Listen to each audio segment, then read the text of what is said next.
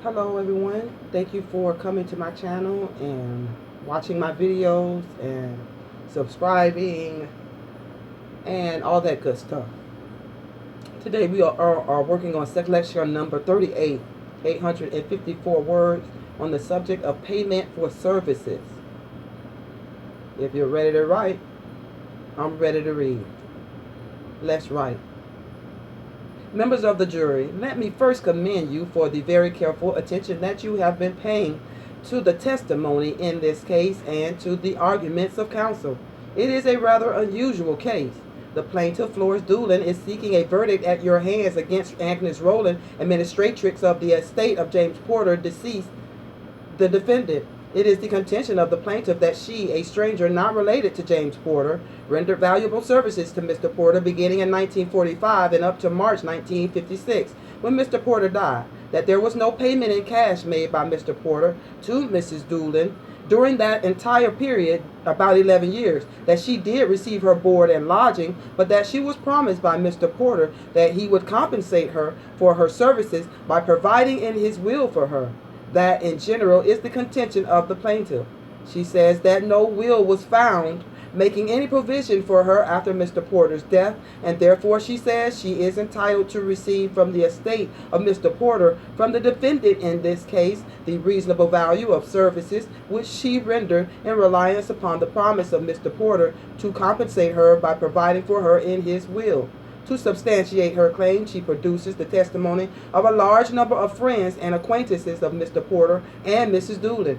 It isn't necessary to review in detail all of the evidence submitted by these various witnesses, but it is sufficient to summarize their testimony with regard to the services rendered by Mrs. Doolin in the following brief sentences. It is admitted in the pleadings that beginning June 15, 1945 and up to February 1, 1946, the plaintiff, at the request of James Porter, acted as his housekeeper and cared for his sister, who was ill and incapacitated.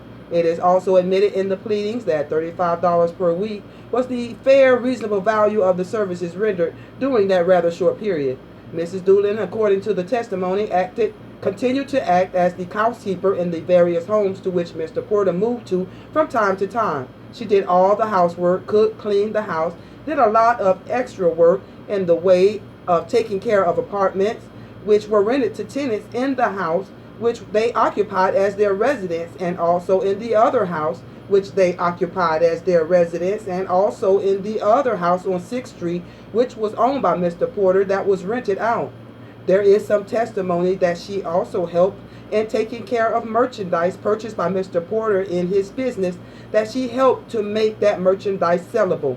You have the testimony of Mrs. Lawrence, who said she was engaged in an employment agency. She gave it as her opinion that $45 was the reasonable value in addition to board and lodging for all of the services which the witnesses claim Mrs. Doolin rendered over the period beginning about 1952 when the 6th Street house was acquired. This is a suit and contract. Now, there are various kinds of contracts. A contract, of course, is an agreement between two parties which imposes a legal obligation. It can be an express contract where one agrees to render services and the other agrees to accept those services and to pay for them. There you have an express contract. And there can be a contract implied, in fact, where there is no expressed agreement, but where the intention is clear from the conduct of the party. One renders services, and the intention to pay by the recipient of the services can be reasonably inferred from all of the circumstances.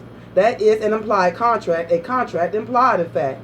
Then you have a contract which is implied in law, which is the kind of contract that the plaintiff claims exists in this case.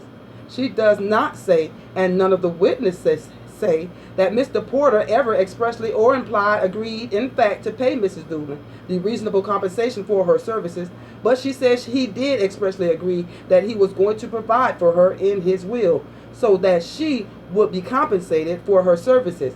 And because he failed to provide for her in his will, because there is no will found which makes provision for her to compensate for her services, she says the law implies, out of equity and justice and reason, that she ought to be able to sue the estate of the decedent for the reasonable value of her services. Therefore, the law implied a contract implied, in fact.